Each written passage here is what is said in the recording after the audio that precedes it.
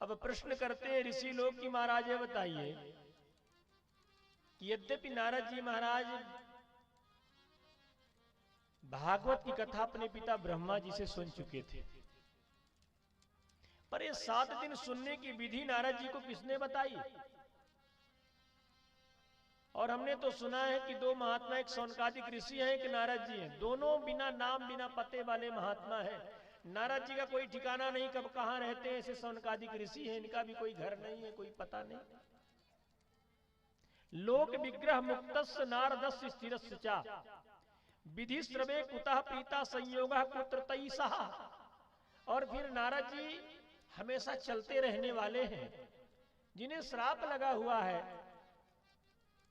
कि एक जगह स्थिर नहीं रहोगे। फिर ऐसे नारद जी 7 दिन तक भागवत कैसे सुनी? यह सारी कथाएं सुनाने की कृपा करें महाराज। और जब सूत जी से सौनकादिक ऋषियों ने पूछा तो सूत जी कहते हैं कि एकेदा ही विशालायाम चत्वारो ऋषयो मलाः,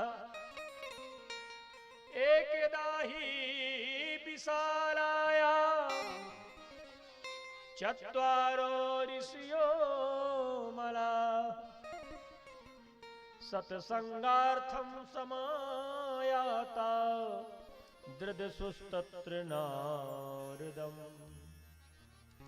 हे महाराज, एक मैं तुम्हें पुराना इतिहास सुनाता हूं। अत्र ते कीर्तिष्यामि भक्ति युक्तम कथानकम। जो भक्ति से ओतप्रोत है ऐसा मैं तुम्हें कथानक सुनाता हूं, जो हमने सुकेन मम यत् प्रोक्तः रहा शिष्यम विचारे च। और वही कथा सुनाने लगे कि एकदा ही विशालायाम, एक समय की बात है, विशालायाम माने बद्री नारायण। नारद जी महाराज घूमते घूमते बद्रिकाश्रम में पहुंच गए। और बद्रिकाश्रम में पहुंच गए, कहते हैं कि सत्संगार्थम समायाता दर्शुस्तत्र नारदो। जो सनक सनंदन सनातन सनत कुमार है ना, ये चारों जो ब्रह्मा जी के मानस पुत्र हैं, ये अलकनंदा में स्नान करने के बाद सुंदर भगवान का स्मरण कर रहे थे विशालापुरी में। अचानक आपने नारद जी को देखा। एकदा ही विशालायाम चत्वारो ऋषियो मलाः, सत्संगार्थम समायाता दृदसुस्तत्र नारद। दृदसु माने देखा, नारद जी को देखा, पर देखा कैसा कि नारद जी उदास मन से भगे जा रहे हैं। पूछ लिया, कथम ब्रह्मन दीन मुखा कुतश्चिंतातुरो भवान, त्वरितं गम्यते कुत्रो कुतश्चागमनं तव। कथम ब्रह्मन दीन मुखा कुतश्चिंतातुरो भवान। हे महाराज, आज आप कैसे मुंह लटकाए हुए भगे जा रहे हैं? कौन सी चिंता इतनी बलवान है जो आप जैसे ऋषि को सता रही है? आपका आना कहां से हो रहा है और चले कहां जा रहे हैं? अरे इदानीम सून चित्तोस गतिवित्तो यथो जना। इस समय तो आप ऐसे मुंह लटकाए जा रहे हैं जैसे किसी कंजूस व्यक्ति का धन गिर जाए, पॉकेट कट जाए, और फिर वो कथा में बैठे, कथा खूब रसमय चल रही हो, अचानक पॉकेट में हाथ जाए, पर्स नहीं है, फिर क्या उसका मन लगेगा कथा में? नहीं लगेगा। बैठा तो रहेगा पर मन उदास रहेगा कि कहां गिर गया, आखिर मेरा पॉकेट कहां कटा, ऑटो में कि कहीं दुकान में बैठा था, तमाम तरह की बातें। तो सूत जी महाराज कह रहे हैं कि ऋषियों ने पूछा कि हे महाराज, इदानीं सूनचित्तोऽसि गतवित्तो यथो जनः, इस समय आप ऐसे ही लग रहे हैं। तवेदम मुक्त संगस नोजिदम बद कारणम, अपने उदासी का आप कारण बताइए, क्या बात है। तब नारद जी बोलते हैं कि अहम तू पृथ्वी या तो ज्ञाता सर्वोत्तमामिति, पुष्करम च प्रयागम च काशीं गोदावरीं तथा, हरिक्षेत्रम कुरुक्षेत्रम श्रीरंगम सेतुबंधनम, एवमादिषु तीर्थेषु भ्रममाणैतस्ततः। नारद जी कहते हैं कि महाराज, मैं इस पृथ्वी लोक को, मृत्यु लोक को उत्तम लोक समझ करके इस पृथ्वी में भ्रमण करने के लिए आया। देवलोक से मृत्यु लोक में मैं सोचा कि मृत्यु लोक सबसे उत्तम लोक है। इस लोक में आकर के जीव पल भर में चाहे तो मुक्त हो जाए, पर देवलोक में मुक्त नहीं हो सकता। आप देवलोक में हैं तो देवता मुक्त नहीं है, वो तो तब तक देवलोक में है जब तक उनका पुण्य है, तब तक देवलोक में वास करते हैं। और क्षीणे पुण्य मृत्युलोकम विसंति, जैसे पुण्य क्षीण हुए पुनः मृत्युलोक में ढकेल दिए जाते हैं। तो इस मृत्यु लोक को मैं उत्तम लोक समझ करके आया, और इस लोक में पृथ्वी में आकर के तमाम तीर्थों का भ्रमण किया। पुष्करम चा प्रयागम चा काशीं गोदावरी तथा, पुष्कर गया, प्रयाग गया, काशी गया, गोदावरी गया, सेतु बंधु रामेश्वरम गया, हरिक्षेत्र गया, कुरुक्षेत्र गया, तमाम तीर्थों का भ्रमण किया महाराज। पर सत्यम नास्ति तपः शौचम दयादानम न विद्यते, तमाम तीर्थों का भ्रमण किया पर हमने हर जगह यही देखा कि सत्य कहीं नहीं है। तपस्या का अभाव है, तप नहीं है, पवित्रता नहीं है, न कहीं दया है न कहीं दान है, तो फिर है क्या। तो कहते उदरम भरिणो जीवा बराका कूट भाषिणा, केवल हर जीव अपना उदर भरण करने में लगा हुआ है। हमारा पेट भर जाए, और जीव का पेट इतना बड़ा है कि जीवन पर्यंत कमाता है फिर भी नहीं भरता। ये जीव का उदर क्या है, ये तृष्णा ही जीव का उदर है। और तृष्णा से बड़ी व्याधि संसार में कोई भी नहीं है। शांति तुल्यम तपो नास्ति, ना संतोषात् परम सुखम, ना तृष्णाया परो व्याधिर, न च धर्मोदया समः। शांति के बराबर कोई तप नहीं है, संतोष के बराबर कोई सुख नहीं है। जब आवे संतोष धन, सब धन धूरी समान। तृष्णा के बराबर, लालच के बराबर कोई व्याधि नहीं है। और न च धर्मो दया समा, दया के बराबर कोई धर्म नहीं है। तो महाराज उदरम भरिणो जीवा बराका कूट भाषिणा, कुकर सूकर की तरह जीव केवल अपना उदर भरने में लगा हुआ है। चाहे हमें कुछ भी करना पड़े, किसी का अपमान करना पड़े, किसी की मृत्यु करना पड़े, किसी की जीविका छीननी पड़े, जीव थोड़े से धन के लिए सब कुछ करने के लिए तैयार हो जाता है। इस कलयुग में लोग मंदा सुमंद मतयो मंद भाग्या उपद्रुता, लोग मंद बुद्धि के हो गए। कहा बुद्धि मंद हो, पर तीव्र मति वाला हो तो काम चल सकता है। तो मंदमती भी है, कहते मंदा सुमंद मतियो, कहते फिर भाग्य प्रबल हो तो भी काम बन सकता है। तो सूत जी कहते मंद भाग्या, भाग्य भी मंद है, मंद बुद्धि मंदमती और भाग्य भी मंद है। पाखंडा निरता संतो विरक्ता सा परिग्रह, तीर्थों में पाखंडियों का बोलबाला हो गया है। तीर्थों में रहने वाले बड़े बड़े संत धीरे धीरे गृहस्थ होते जा रहे हैं। इस प्रकार की स्थिति है महाराज। तरुणी प्रभुतागे श्यालको बुद्धिदायको, कन्या विक्रयणो लोभा दंपती नाम च कलकनौ। तरुणी प्रभुता गे है। कहते हैं इसमें अखंडानंद सरस्वती जी तो दूसरे तरह का अर्थ करते हैं कि जब तक स्त्री तरुण है तब तक उसकी कीमत है, और जब वृद्धा हो गई तो उसे कोई नहीं पूछता। दूसरा अर्थ यह है कि तरुणी प्रभुता गे है, घर में देवियों की चलती है, बुजुर्गों को कोई नहीं पूछता। सलाह लेना हुआ तो हम सयानों से सलाह नहीं लेते। स्याल कौ बुद्धिदायक हो, ये हम नहीं कह रहे, भागवत जी कह रही है कि लोग साले को सलाहकार बनाए हुए हैं, और जहां साले सलाहकार होते हैं तो प्रमाण मध्य महाभारत प्रमाण है कि शकुनी जैसा सलाहकार धृतराष्ट्र के राज्य को नष्ट कर दिया।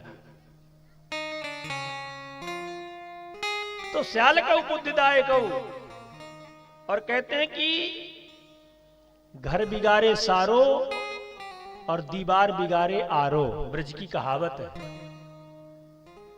सम्मान है साले जी का, पर ये जो घर के सयाने लोग हैं, ये वृद्धा हैं, इनका भी कहीं ना कहीं सम्मान होना चाहिए।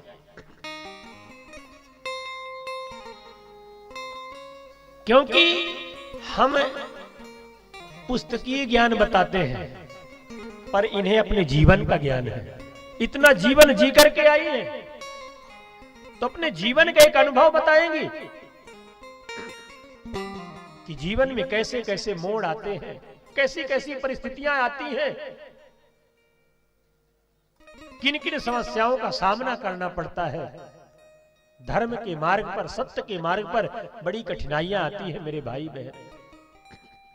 आज नारद जी वही कह रहे हैं, बात को ध्यान रखना। सौनकादिक ऋषियों ने सूत जी से प्रश्न किया है कि महाराज नारद जी ने सप्ताह विधि भागवत कैसे श्रवण किया, तो सूत जी दृष्टांत देकर बता रहे हैं कि सौनकादिक कुमारों से भेंट हुई, सौनकादिक कुमारों ने प्रश्न किया, तब नारद जी आप बीती बताने लगे कि हे महाराज, मैं इस तरह से खिन्न मना घूमते घूमते वृंदावन की सीमा में चला गया, और जब वृंदावन की सीमा में गया तो नारद जी कहते हैं कि तत्राश्चर्यं मया दृष्टम श्रूयताम तन मुनीश्वराः एका तू तरुणी तत्रो निखंडा खिन्न मानसा। महाराज जब मैं वृंदावन की सीमा में गया तो वहां देखा क्या कि तत्राश्चर्यं मया दृष्टा श्रूयताम मुनीश्वरा, वहां हमने देखा एक बड़ा आश्चर्य कि एक तरुण स्त्री खिन्न मनः बैठी हुई है, और उसके अगल बगल दो वृद्ध लेटे हुए हैं। वृद्धौ दौ पतितौ पार्श्वौ, वह बड़े जोरों जोरों से ऊर्ध्व श्वास ले रही है। उसके अगल बगल बहुत सारी स्त्रियां खड़ी खड़ी पंखा डुला रही हैं। वह स्त्री चारों तरफ देख रही है। इस दृश्य को जब मैंने देखा, नारद जी कह रहे हैं कि जब मैंने देखा तो मैं और पास में चला गया, पर जब पास में जाकर देखा कि यहां पुरुष कोई नहीं दिख रहा, सब नारियां नारियां दिख रही, तो मैं किनारे से निकलने लगा कि संतों को स्त्रियों की समाज में नहीं जाना चाहिए। तब तक उस देवी ने मुझे देख लिया। नारद जी कह रहे हैं उस देवी ने देखा और आवाज लगा दिया कि भो भो साधो क्षणम तिष्ठो माम चिंतामपि नाशयो दर्शनम तब लोकस्य सर्वथा अगहरम परम। हे महात्मा जी, एक क्षण के लिए रुक जाइए। भो साधो क्षणम तिष्ठ माम चिंतामपि नाशय, मेरी चिंता का समाधान कीजिए महाराज, मेरी चिंता को विनष्ट कीजिए, क्योंकि हमने सुना दर्शनम तो लोकस्य सर्वथा अगहरम परम, संत के मिलन मात्र से जीव के सारे पाप नष्ट हो जाते हैं। भक्ति देवी कहती है कि संत हृदय नवनीत समाना, संत हृदय नवनीत समाना, संत हृदय नवनीत समाना, संत हृदय नवनीत समाना, कहा कभी ने पर कहे न जाना, ओ कहा कभी ने पर जाए न जाना। कहते हैं संत हृदय नवनीत समाना। संत का जो हृदय है ना मक्खन की तरह होता है। पर कहा उपमा दिया तो पर उपमा देते नहीं बनी। कहा कबीर पर कहे न जाना। संत के हृदय में और मक्खन में विपरीतता है, अंतर है। क्या अंतर है भाई? कहा इस समय सर्दी के समय में जो मक्खन होता है वो कठोर हो जाता है जब उसे हम स्वयं तपाते हैं। जब मक्खन तपता है तब पिघलता है। पर संत ऐसे नहीं होते। संत तो दूसरे के दुख को देख करके पिघल जाते हैं।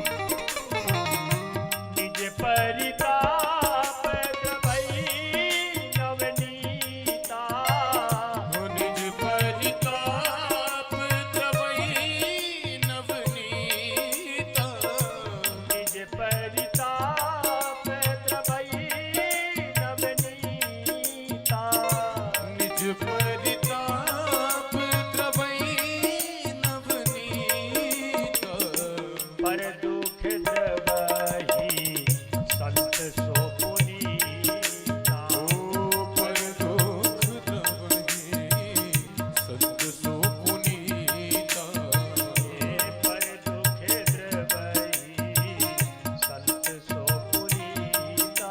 ओ पर दुख द्रवई संत सो पुनीता। कहते हैं कि संत जो होते हैं दूसरे के दुख को देख करके द्रवित हो जाते हैं। इसलिए महाराज माम चिंता मपिनाशय, हमारे चिंता का भी समाधान कीजिए। आप संत हैं।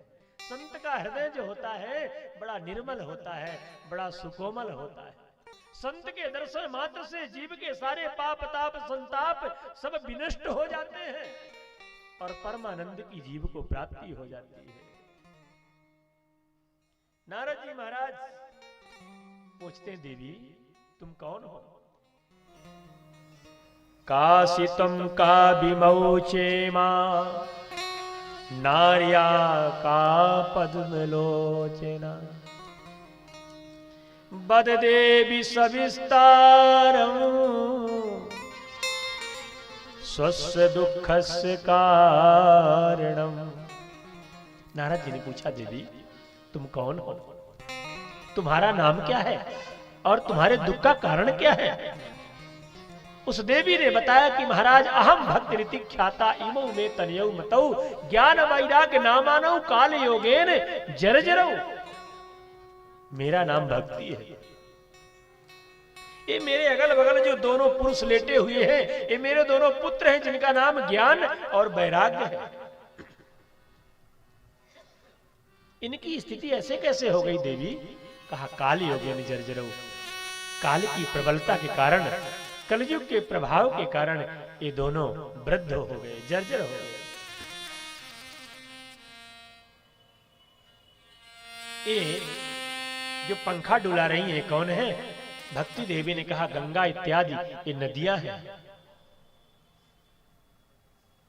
भक्ति ने बताया कि महाराज मैं द्रविड़ देश में उत्पन्न हुई, वृद्धिम कर्नाटके गता, कर्नाटक में मैं बढ़ी, कुछ महाराष्ट्र में मेरा स्वागत हुआ, गुजरात में जाकर के मैं जीर्ण शीर्ण हो गई। गुजरात में मुझे कोई नहीं पूछता। किसी प्रकार से जब मैं वृंदावन पहुंची, वृंदावनम पुनः प्राप्य नवीनेव स्वरूपिणी जाता हम युवती सम्यक प्रेष्ठ रूपा तु सांप्रतम। भक्ति देवी ने कहा, महाराज जैसे मैं वृंदावन की सीमा में पहुंची तो मैं तो तरुण हो गई, पर मेरे दोनों पुत्र ज्ञान वैराग्य ज्यों के त्यों पड़े हुए हैं। इसी बात का तो रोना है कि माता को वृद्ध होना चाहिए तो माता तरुण है, और पुत्रों को तरुण होना चाहिए तो वृद्ध है, क्योंकि वृंदावन में ज्ञान वैराग्य को कोई नहीं पूछता। वहां तो सब राधे राधे बोलते हैं। वहां तो रिक्शा वाला भी कहता भैया राधे राधे, घंटी नहीं बजाता, साइड लेना हो तो राधे राधे। वृंदावन तो धन्यम वृंदावनम यस भक्ति नृत्य तत्र च, धन्य हो वृंदावन जहां आज भी भक्ति नृत्य करती है। जैसे भक्ति देवी ने निवेदन किया, महाराज यही दुख है मुझे और कोई दुख नहीं। नारद जी के नेत्र सजल हो गए। नारद सजल नेत्रों से कहते हैं, देवी भक्ति शृणुस्व वहिता वाले युगोयम दारुणः कलि। देवी तुम चिंता मत करो, एक कलयुग का प्रभाव है, तुम्हारा कोई दोष नहीं है। तेन लुप्ता सदाचारो योग मार्गांश तपांसिचा। कलयुग में सारे सदाचार सब लुप्त हो गए हैं, योग का मार्ग लुप्त हो गया है। अब बहुत बिरले कहीं योगी मिलते हैं। लोग जो है अघासुर वृत्ति के हो गए हैं। इस तरह की लोगों की वृत्ति हो गई है। तुम चिंता मत करो, ये कलयुग है। इस कलयुग में यत् फलम नाश तपसा ना योगेन समाधिना तत्फलम लभते सम्यक कलौ केशव कीर्तनात्। कलयुग में जो फल योग से नहीं मिलता, तप से नहीं मिलता, समाधि से नहीं मिलता, वह फल कीर्तन करने से मिल जाता है। भक्ति देवी को समझाया, सांत्वना दिया, तब जाकर के भक्ति को कुछ धैर्य बढ़ा। कोई दुख के सागर में डूबा हो और उससे आप मीठे चार शब्द बोल दो सांत्वना के, थोड़ी उसको राहत मिलती है। रहीमन मीठे बचन ते सुख पुजत चहुओर, बसीकरण एक मंत्र है तजदे बचन कठोर।